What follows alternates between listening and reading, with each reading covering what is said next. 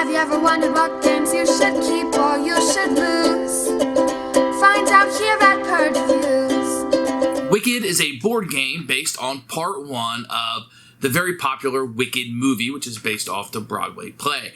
In this, you're doing set collection in order to get certain cards together in order to kind of defeat the Wizard of Oz and be able to set up the encounters that are going to happen in the movie.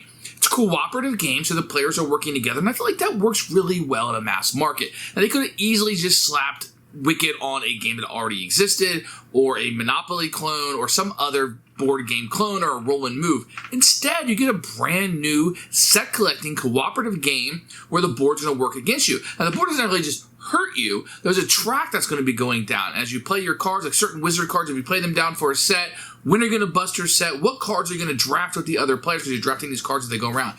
Fantastic. I know this is a light game. I understand that. And I understand it's going to go appeal to Wicked fans. But this is a pretty decent, light, family way. You can play with your children, play with non-gamers.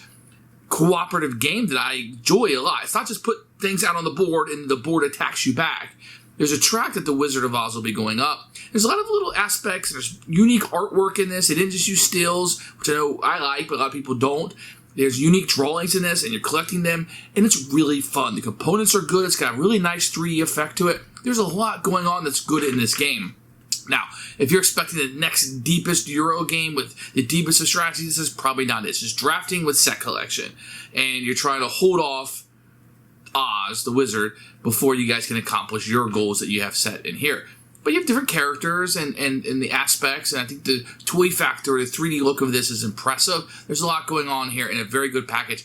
I'm glad I was able to get this. I don't know if it's been a big hit, if it's going to be selling everywhere. I think one day this will be gone. You know, when Wicked is out of our consciousness, this game will be gone, and I'm glad I have it. It's a very good, light, cooperative game, one you should check out. Here's Wicked, the game. It's time to begin your amazifying adventure. Of course it is. Very striking cover, to be honest. You're going to get a rule book, which we'll take a look at in a few minutes.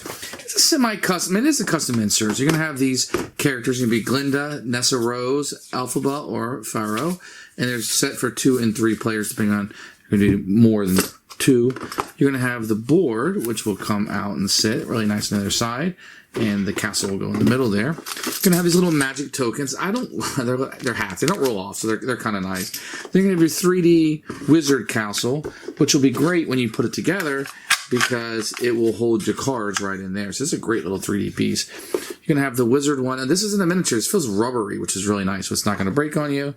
The story cards you're going to see very easy. They'll have the hot air balloon, how many cards on the deck, and how many sets you can have. And it's all unique artwork, so it's not just like stills from the movie, so that's very much appreciated for those that enjoy that. Then you're going to have your chapter cards, depending on how many players that you're playing with, and then you'll have the wizard cards that will sit in there. They're a little more devoid of artwork on them, but I think they work just fine for what they are. This feels like something you would get at a restaurant to put your drinks in, but I think it works fine. It's a mass market game. I'm not doing it too hard, but I'm glad they put something in here that the things can actually fit, so good kudos to them for that. So here's the rule book. As you can see, it's got a picture of the front. You're going to have the components listed and a setup with numbers corresponding where everything goes, and it shows you how to build the Emerald City holder. You can have a little bit of the overview of how it works, breakdown of the cards, and what wild cards do and how they operate. Then they'll show you how to start a set and how to trade those in with an example here, plenty of pictures as you can see.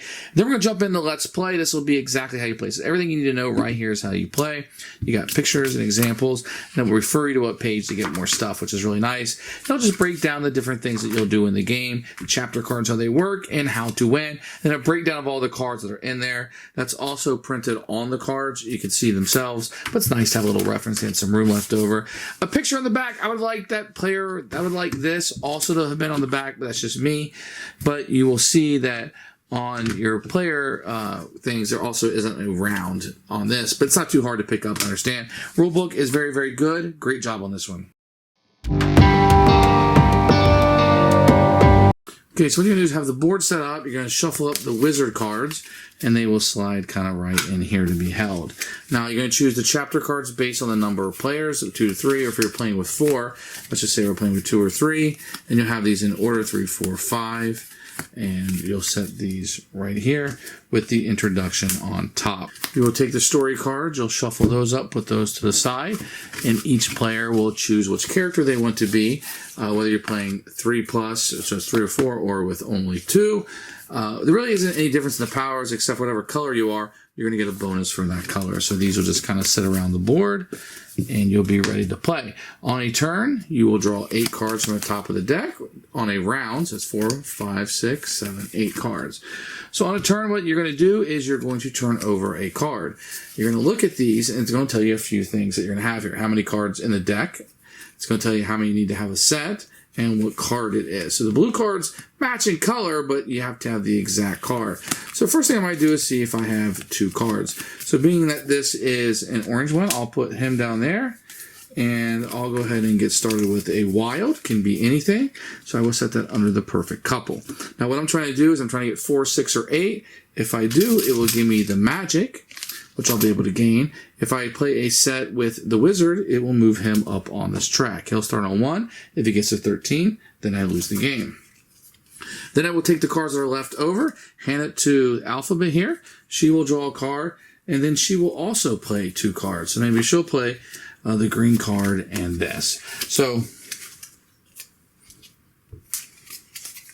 then she will pass on. That person will draw a card, and that will continue until everybody's out of cards.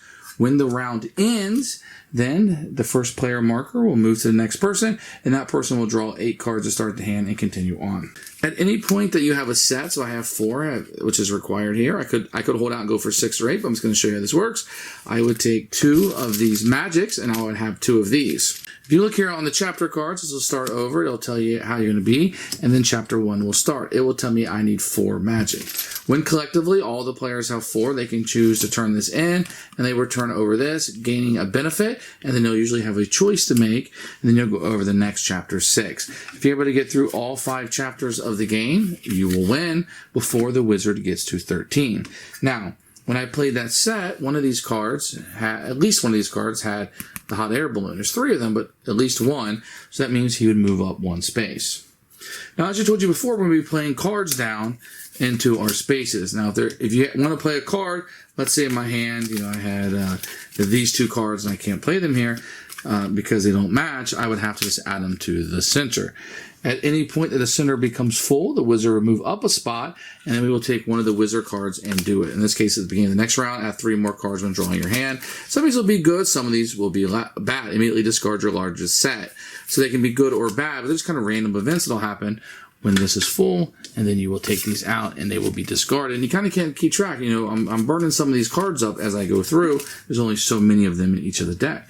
So that's a quick overview of how you play Wicked. Once again, you want to get all the way through the chapters before the wizard gets to 13. If the wizard gets to 13, you will lose the game. Otherwise, if you get through all the chapters, you win the game. Who should buy this game? Absolutely, Wicked fans need to get this game. This is a legitimate cooperative game, and it has Wicked on it. I can't wait. Hopefully they'll make a part 2 when the second part of the movie comes out. I think that'll be a big hit. Now, the question is going to be if you don't like Wicked. Well, if you absolutely hate Wicked, I guess this has Wicked painted all over it. If it was just witches and these people and you had no idea it was a fantasy setting, I guess, it's a very good, light, cooperative game. I enjoy it quite a bit. I wouldn't even say that it goes up in that regard because it's a Wicked, although liking Wicked will probably make you like it just a little bit more. This is an excellent little cooperative game. There was a Yellowstone one that came out that was a very good cooperative game that I enjoyed quite a bit for a mass marketing type game, and this Wicked one, they are nailing it with these games. Excellent job, one I highly recommend. Check this one out.